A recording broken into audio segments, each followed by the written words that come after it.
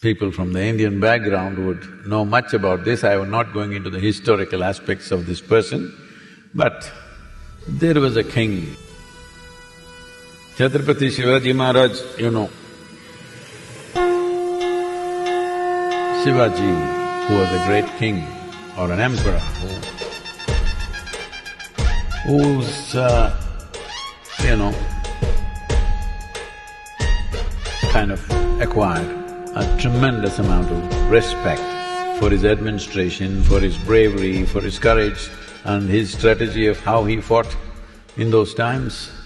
Hugely respected, especially people from Maharashtra. So Shivaji is relevant even today because of the way he conducted his administration. Very evolved, enlightened administration he did. Very little people know about his administration.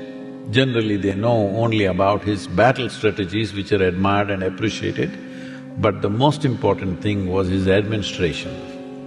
Very evolved administration he did for his kingdom. So he had a guru whose name was Ramdas.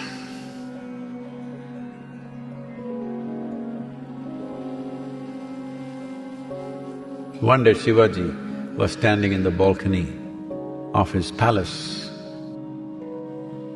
Then he saw his guru going from house to house with a begging bowl, begging. Then he thought, what is my guru doing, begging on the streets? I'm a king, my guru can't be begging on the street, he must be. Then he called Balaji, who was his assistant, wrote a chit and sent it, please go and place it at the guru's feet. So he went and placed this chit at the guru's feet. So he picked it up and saw. And Ramdas smiled. And next day, he came to the palace and he said, in this chit, Shivaji had written, I'm placing my entire kingdom at your feet. You can do whatever you want with the kingdom and me. So, Ramdas said, now that you have forsaken your kingdom and given it to me, what are you planning to do? So Shivaji said, Sadhguruji, whatever you say, you are my Sadhguru, whatever you say, I will do. And I just want to be around you and serve you, that's all I want to do. Then Ramdas had an extra begging bowl. So take this. And both of them went begging on the street, the emperor and the guru. People, when the guru came to their house, they thought he's just some beggar and they gave whatever they gave. Now the emperor has come, with great respect, they gave whatever they could.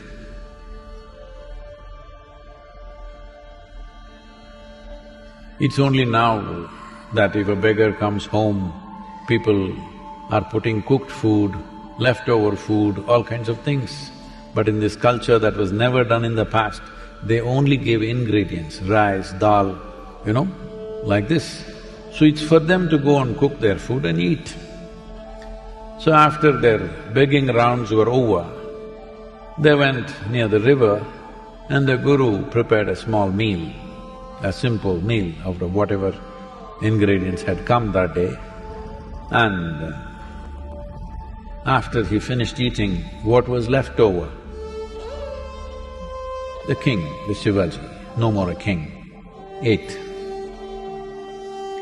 Then they were sitting under a tree and Shivaji smiled and said, now that you turned me into a beggar in just 24 hours, what else do you wish to do with me? So Ramdas said, it's called gherao, that means a piece of orange cloth. He gave this orange cloth, which was on his body, he took it and gave this orange cloth. and he said, use this as your banner and go back and rule the country, but just know this is not your kingdom. If you know this doesn't belong to you, you don't own it, and you will do the best that you can for the people, that is the way you must rule.